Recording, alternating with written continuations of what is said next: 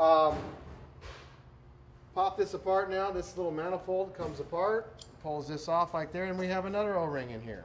Okay, and if we look on here, number 5, that's our number 5 down here on our O-ring chart. Okay, and those are all numbered. And if you look inside our spare parts kits, each set of O-rings is in its own package with part numbers on it. So you really can't do too bad.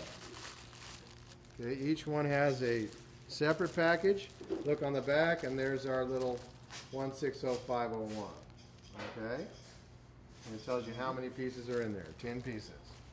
Okay, so every one of these O-rings has got its own separate package marked with a part number.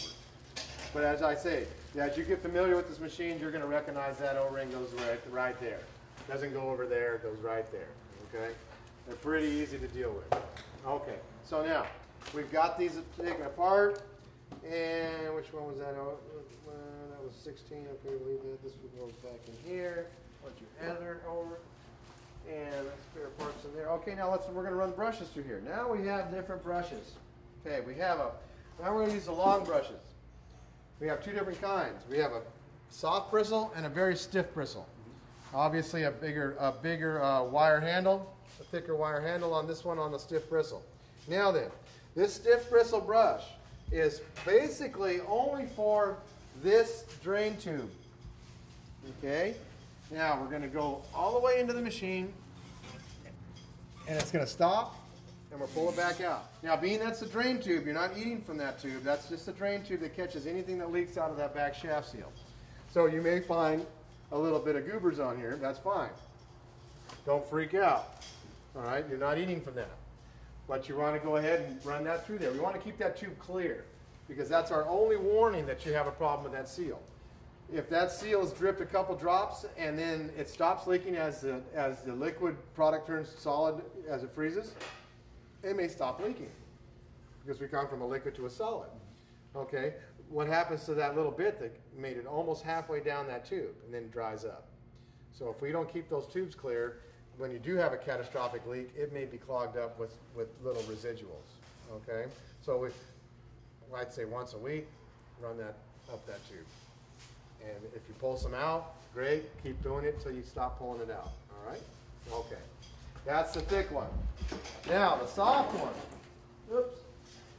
The soft one is for the rubber hoses.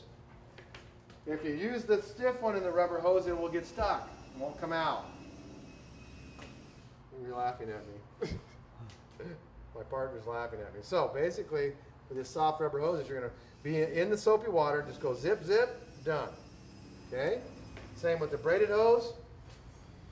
Dip it in the water, run it through there, done. Then take a little visual on it, wipe any ice cream residue off the edge there, or off these edges, done. Okay? Now, we have the little teeny weeny air hose. We got a little small brush for that, specifically for the air hose. Run that again and under the soapy water, run it through, zip, zip, done. Okay? Also have this manifold. Again, wherever these ice cream is traveling, we're going to brush. So whichever brush fits in there, that's what we're going to use. Okay? And that all goes all the way through that small spot. And get that and then make it a visual. Take a look at it. It's clean. You're good to go. Now this one, again, ice cream travels through here. Almost forgot. I want to go ahead and take off this O-ring too. And clean that area. All right? Now, take that soft brush, because it's got a smaller handle on it. Now it's not going to get stuck in here. The stiff one will go in here, but it's awfully hard to get a bent around that curve. So run it through there. Again, we're in hot soapy water. Run it through, and out you go, and you're done. Obviously, this one's going to be actually sitting inside the bucket of ice cream, so you're going to actually have ice cream on the outside also. So it's a visual. Clean it. If it needs cleaning, clean it. Okay. Now you've cleaned all those things up. Now the time to reassemble it.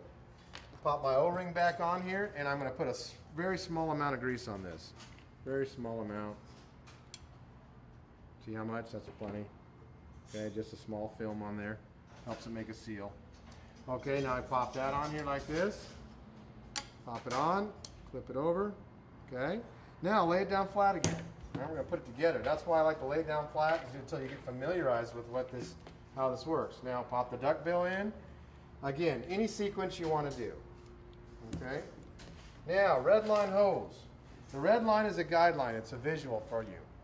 It tells me that when I got it inside that pump area, it's not twisted. Okay? If it's twisted in there, you got it in there twisted, it's not going to pump right. It's going to wear that hose out in a day. Okay? You're going to pop a hose. So, if I lay it down there like that, flat, I want the red line facing up. Okay? I put my clamp on there first. And again, it doesn't matter which side the clamp goes on, whether it goes this way or that way. All right? Same thing. Pop that thing on there like this. Push your hose on. And red line facing up. Now, it doesn't have to be perfect. We're not doing geometry here. It's just a visual. Now, I like to take my clamp and have it facing up. And there's a reason for that once we get it back inside there, and I'll show you.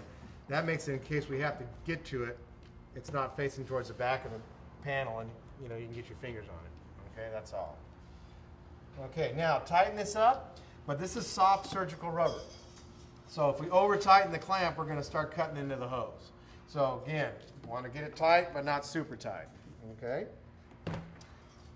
Now this has a curve to it. I want the curve to go up. If we're laying down flat like this, put your clamp on first. Again, doesn't matter which way it goes, just like that.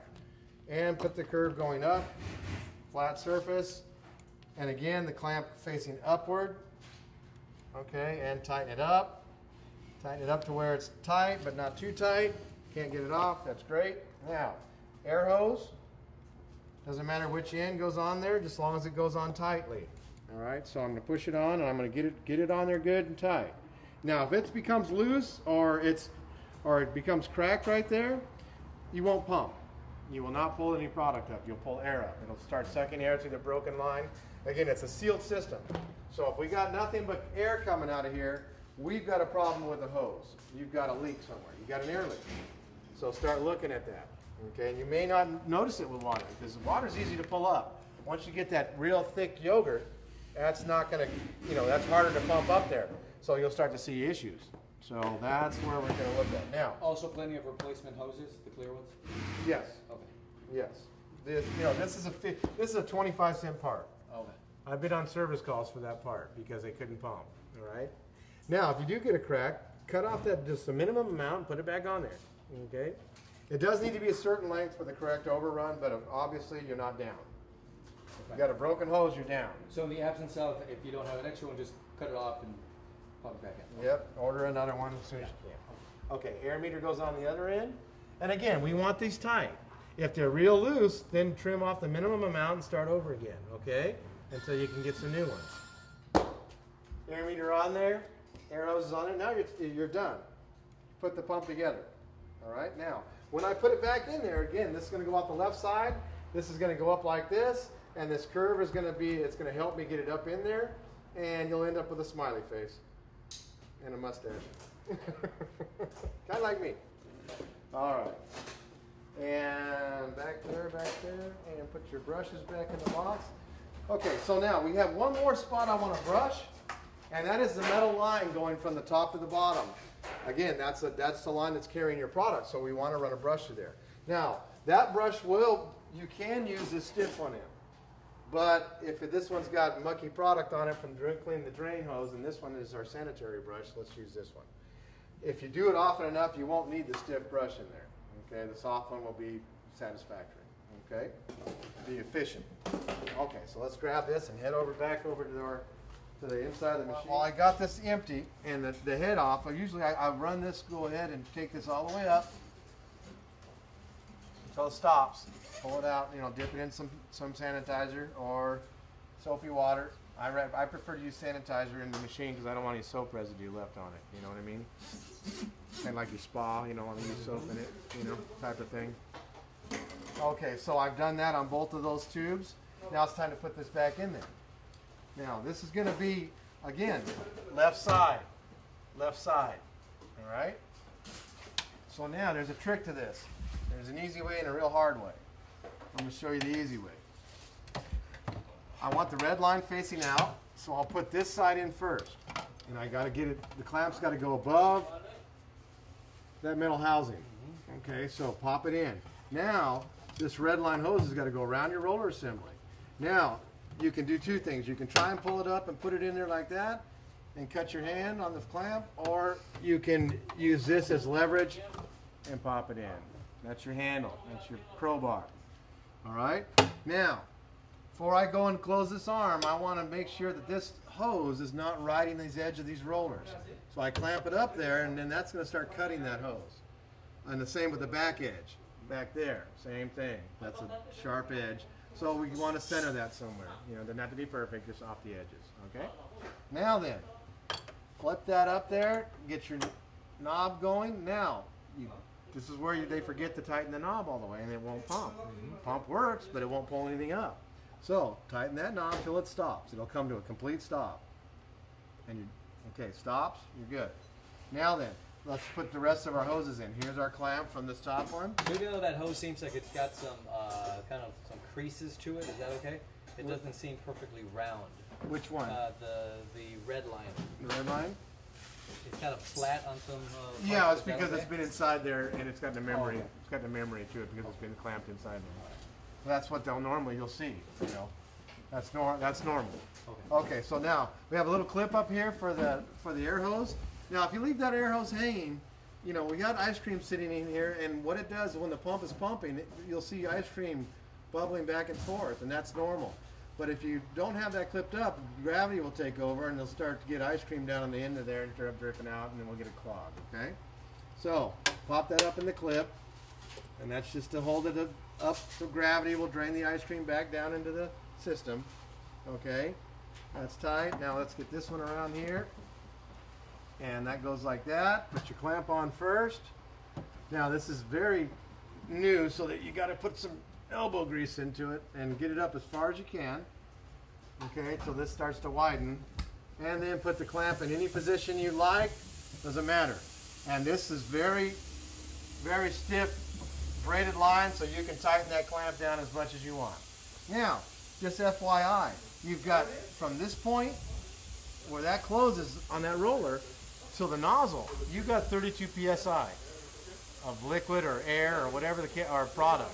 Okay, so from this point down, you've just got ice cream hanging in there from the duckbill holding it in place. Okay, it's a one-way valve. So there's this ice cream waiting to go in right here. Okay, so from that point on, you've got all the way through here, all the way up, you've got 32 psi. So what happens is if you don't tighten this, you start getting, even if it did pump it all the way up there, it starts to leak back through. You'll start getting, the air hose will get full of mix. You know, they'll start having problems. Okay? Or it won't pump it all at all. Either way. Okay, so tighten that up. Now, if I was to go and turn the pump on right now, it wouldn't work because we have a magnet, excuse me, a magnetic safety switch. So that pump the cover has to be on before that pump will work. Okay, and then this just holds it in place. It doesn't have to be super tight. This has to be on there. Okay, you're done.